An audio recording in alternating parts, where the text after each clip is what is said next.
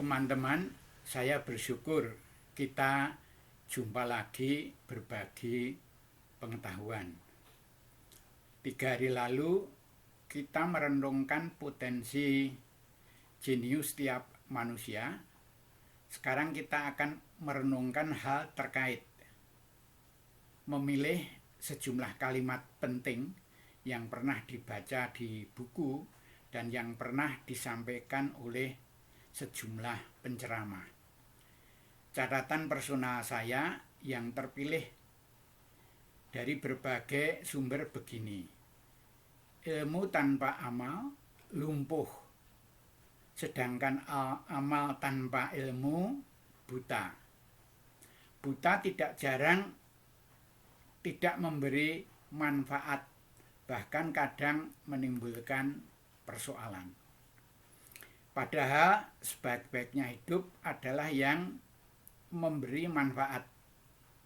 Bila direnung, kata manfaat erat dengan kejadian-kejadian yang ada hubungan dengan muatan karakter. Apakah pengertian karakter?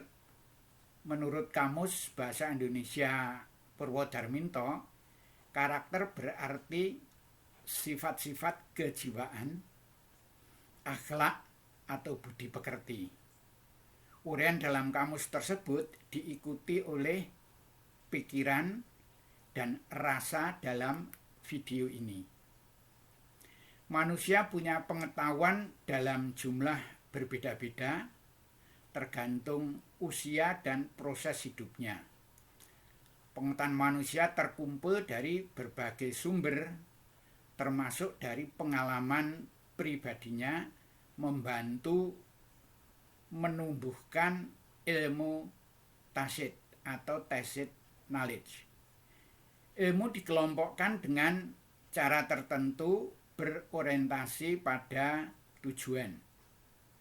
Undang-undang tentang pendidikan tinggi di Indonesia mengelompokkan ilmu menjadi 6 rumpun, yaitu rumpun ilmu agama, humaniora, sosial, alam, formal, dan terapan.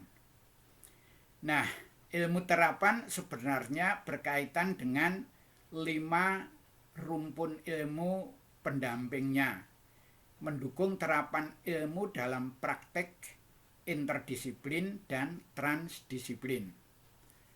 Arti kata amal dalam bahasa Indonesia adalah perbuatan yang dilakukan dengan maksud baik. Dalam perkembangan sejarah terapan ilmu, hakikat orientasi terapan ilmu sebenarnya adalah memberi kemanfaatan yang optimal. Optimal itu apa? Pengertiannya adalah tidak kurang, namun juga tidak berlebihan. Kekurangan itu tidak baik, berlebihan juga tidak baik. Ilmu-ilmu dikembangkan dengan orientasi optimasi. Ilmu dikembangkan melalui proses mencatat, mengingat, mengerti, selanjutnya menganalisis untuk menentukan tindakan-tindakan yang optimal. Pada tataran hakikat kemanfaatan ilmu, pengembangan dan penerapannya berorientasi pada kemanfaatan dan kebahagiaan. Sering kita baca satu kalimat begini: for the benefit of humankind and happiness. Untuk kemanfaatan umat manusia dan kebahagiaannya. Terjemahan ke hal lebih rinci pendidikan secara garis besar adalah menyiapkan manusia terdidik menuju kemampuan penciptaan, kemakmuran, keamanan, kesejahteraan, dan keadilan. Manusia belajar pada sesuatu hal yang ditekuni untuk memiliki dan menguasai harmoni optimal 5 kemampuan dalam satu kesatuan. seperti telah disampaikan pada video sebelumnya, yaitu pengetahuan, keterampilan, sikap mental dan etika, nilai-nilai kehidupan, serta spiritualitas. Penguasaan ilmu untuk terapan optimal perlu sampai ke tingkat mastery atau penguasaan.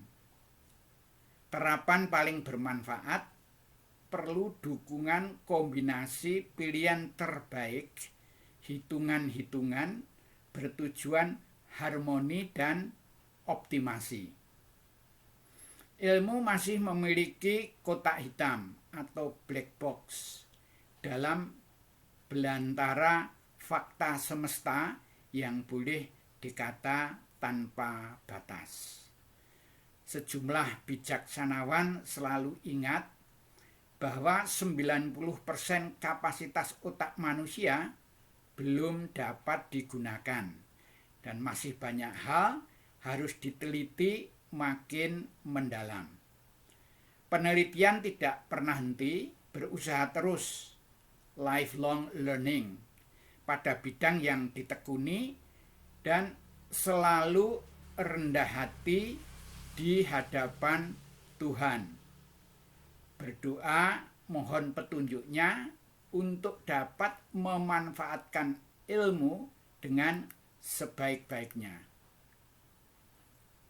Dalam kehidupan, terapan atau amal ilmu seyogianya diyakini untuk mencapai harmoni antara kepentingan pribadi, keluarga, masyarakat, bangsa, dan negara, serta umat manusia, for humanity. Masih sangat jauh perjalanan sejarah manusia masih berlangsung. Dan peta jalan penguasaan ilmu atau mastery akan kita tinjau makin mendalam di video berikutnya.